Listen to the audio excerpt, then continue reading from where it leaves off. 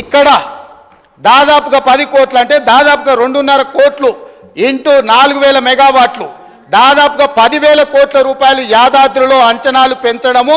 ఈ 10,000 కోట్లు ఎవరు దిగమింగినరో లెక్క చెప్పడానికే ఈరోజు ఈ దేశం అధ్యక్ష. 3టికి 3 తెలంగాణనే. ఇక మూడవది కిషన్ రెడ్డి గారు మమ్మల్ని అడిగినరు. అబ్బా ఎంత దోస్తులు అయిపోయారు అధ్యక్ష. కిషన్ రెడ్డి, జగదీశ్వర్ రెడ్డి, కేటీఆర్ వీళ్ళందరూ చుట్టాలు అయిపోయినారు అధ్యక్ష. ఢిల్లీకి చీకట్ల పోయి బామార్దులు పోయి ఢిల్లీలో చీకట్ల బిగ్గర కాళ్ళు పట్టుకోగానే వీళ్ళంతా చుట్టపోళ్ళు అయ్యారు అధ్యక్ష. నేను వీళ్ళు ఎన్టీపీసీకి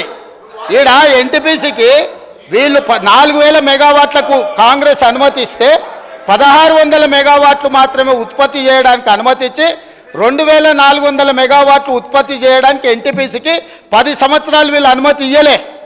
వాళ్ళు అక్కడ ఉత్పత్తి చేస్తే వీళ్ళు కాంట్రాక్టర్లకు ఇచ్చుకోవడానికి బిహెచ్ఎల్ పేరు మీద G2G ఇచ్చి వాళ్ళ సొంత కాంట్రాక్టర్లకు బినామీలకు ఇచ్చి దోసుకోవడానికి అవకాశం ఉండదని ఎన్టీపీసీని నియంత్రించి ఇవ్వకపోతే మా ఉప ముఖ్యమంత్రి గారు బాధ్యత తీసుకున్న తర్వాత ఎన్టీపీసీని పిలిపించి 2,400 మెగావాట్ల విద్యుత్ ప్రాజెక్టులను ప్రారంభించండి, మీకు భూమి కేటాయించడం, మీకు నీళ్లు కేటాయించడం, మీకు సింగరేణి నుంచి బొగ్గు కూడా మేము ఇస్తామని చెప్పి అగ్రిమెంట్ చేసి దాన్ని ముందుకు తీసుకెళ్ళింది ఉప ముఖ్యమంత్రి గారు అధ్యక్ష. వాళ్ళు కాదు, ఎన్టీపీసీని కూడా దోకా చేసి తెలంగాణ నిండా ముంచి కమిషన్ల కక్కుర్తిపడి ముంచుతుంటే ఎన్టీపీసీకి అనుమతి ఇచ్చింది కాంగ్రెస్ పార్టీ. రికార్డులున్నాయి, మీరు రికార్డులు తీసి సభలో పెడతాం అధ్యక్ష. ఇవాళ పవర్ పర్చేజ్ వాళ్ళు ఫస్ట్ ప్రిఫరెన్స్ ఎన్టీపీసీ ఏది ఉత్పత్తి చేసినా ఇక్కడుండే స్టేట్కు 85% ఇవ్వాలి. ఆ 85% మీరు ఒప్పందం చేసుకుంటారని మా దగ్గరికి వాళ్ళు వచ్చారు. తెలంగాణ రాష్ట్ర ప్రభుత్వం దగ్గరికి, విద్యుత్ శాఖ దగ్గరికి మేము అంచనాలు వేసినాం. ఇవాళ మార్కెట్లో ₹5.30 మాకు విద్యుత్ ఒప్పందాలు జరుగుతున్నాయి, విద్యుత్ దొరుకుతుంది అధ్యక్ష. వాళ్ళు ఈరోజు పని ప్రారంభిస్తే ఒక 4 నుంచి 5 సంవత్సరాలు పడుతుంది అధ్యక్ష వాళ్ళ ప్రాజెక్టు పూర్తి కావడానికి. ఆ రోజుకు ఈ ప్రొడక్షన్ కాస్ట్ మొత్తం లెక్కేస్తే ₹8 నుంచి ₹9 పర్ యూనిట్ ఈరోజు ఒప్పందం చేస్తే పడుతుంది. ఈరోజు అంత అత్యధికంగా ధర పెట్టి విద్యుత్ ఒప్పందం చేస్తే సంస్థకు లాభం జరుగుతుందా, నష్టం జరుగుతుందా, మేము అంచనాలు వేసుకొని మీ దగ్గరకు వస్తాము. ఒకవేళ ఎన్టీపీసీతో మనం ఒప్పందం చేసుకోకపోతే ఎన్టీపీసీ బాహ్య ప్రపంచంలో ఎవరికైనా ఉత్పత్తి చేసింది అమ్ముకోవచ్చు అధ్యక్ష.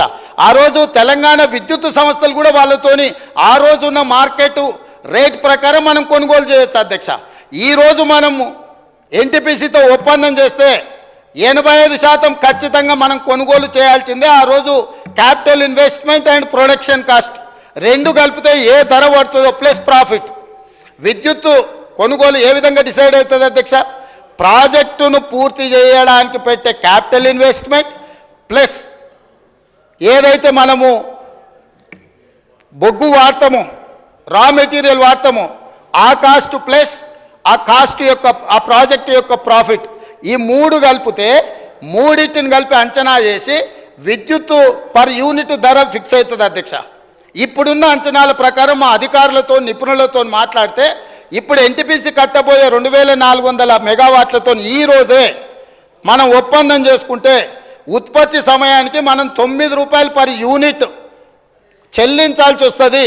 ఇది లాభమా నష్టమా అంచనా వేసుకొని వాళ్ళతో ఒప్పందాలు చేసుకున్నాం అధ్యక్ష. దాంతో వాళ్ళ పనులు ఆగలేదు అధ్యక్ష. ఎన్టీపీసీ ఎక్కడైనా పవర్ ప్రాజెక్టుకు రాష్ట్ర ప్రభుత్వం అనుమతిస్తే వాళ్ళు నిర్మాణం చేసుకొని పూర్తయ్యే లోపల ఎప్పుడైనా మనం అగ్రిమెంట్ చేసుకోవచ్చు. మనం చేయకపోతే వాళ్ళు బయట ఎక్కడైనా అమ్ముకోవచ్చు. ఎందుకు